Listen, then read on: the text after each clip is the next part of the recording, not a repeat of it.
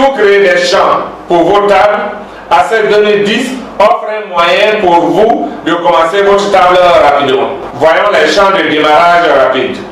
Les champs de démarrage rapide figurant sur la liste plus de champs dans le groupe ajouté et supprimé de l'onglet champs ne sont pas des simples champs. Ce sont des groupes de champs et dans certains cas, la sélection d'un champ de démarrage rapide pourrait vous donner tous les champs dont vous avez besoin pour votre table. Chaque champ est défini avec les propriétés. Voici un aperçu des options de démarrage rapide.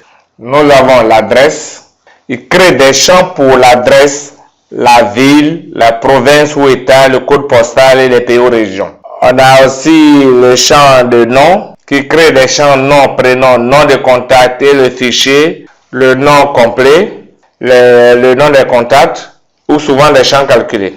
Nous avons aussi en aperçu rapide le type de paiement qui crée un champ type de paiement avec les options de devise, au comptant, la carte de crédit, le numéro de chèque et la nature du paiement. Vous pouvez modifier ces options en passant en mode création et en éditant les nouvelles propriétés du champ. Vous avez également aussi comme champ rapide le téléphone qui crée des champs pour le téléphone de maison, le téléphone mobile, le numéro de fax, ainsi de suite. Le champ propriété crée un champ, le champ priorité crée un champ priorité avec des options de critique, majeur, mineur ou bien de tous les niveaux au niveau de la priorité.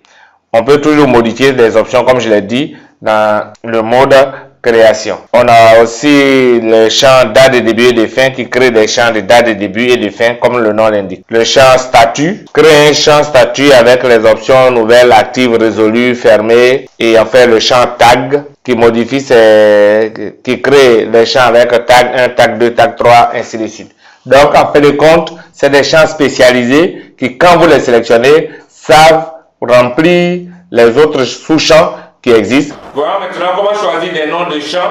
Lorsque vous créez des champs, donnez-vous au moins quelques secondes de réflexion pour le nom que vous voulez attribuer à vos champs. Bien que vous pouvez changer un nom de champ en pensant au nom pertinent, cela est un peu plus sûr. Choisissez toujours un nom descriptif, pas trop long et facile à comprendre. Vous voyez souvent le nom sans la description lorsque vous construisez d'autres objets. Nommer ainsi des champs correctement, ça sauve du temps plus tard, au lieu de chercher à quoi correspond le champ. Certains champs sont utilisés pour connecter des tables.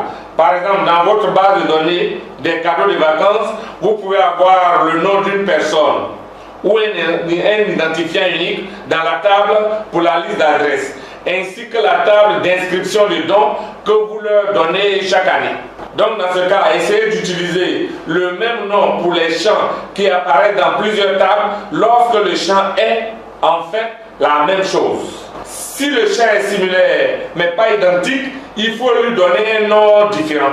À partir de tous les noms avec un numéro ou une lettre et de garder les noms de 64 caractères au moins est une bonne idée. Si vous êtes à même de penser à l'utilisation de votre base de données dans un environnement SQL, n'utilisez pas d'espace dans vos noms de champs. Parce que SQL ne l'accepte pas. SQL n'aime pas les espaces. La modification d'un nom de champ dans le processus de consolidation de la base de données, il faudra changer les noms des champs est plus facile si vous le faites plus tôt que plus tard. C'est avant d'utiliser le nom des champs 1 milliard de fois que dans les tables, les requêtes, les formulaires, les étapes ou dans les codes. Donc il est préférable de le faire avant d'arriver à ce stade. Gardez une table de noms, d'anciens noms et de nouveaux noms au cas où des problèmes surgissent.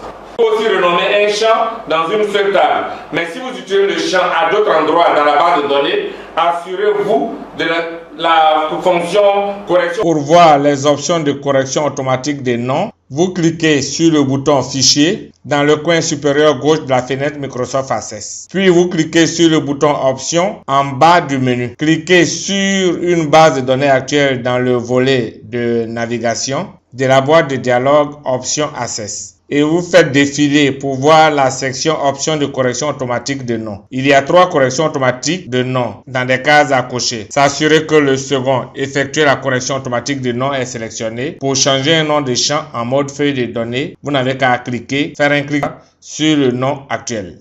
Voyons une démonstration de comment lancer l'option de correction automatique. Donc, vous commencez à cliquer, comme nous l'avons vu dans la section précédente, sur l'onglet fichier en haut à gauche. Vous venez prendre option. Dans la barre de dialogue, option Access. Vous sélectionnez base de données active, puis vous défilez pour aller dans les sections options de correction automatique ici. Vous avez suivi des informations de correction automatique de nom, effectuer la correction automatique de nom, historique de la correction automatique des noms.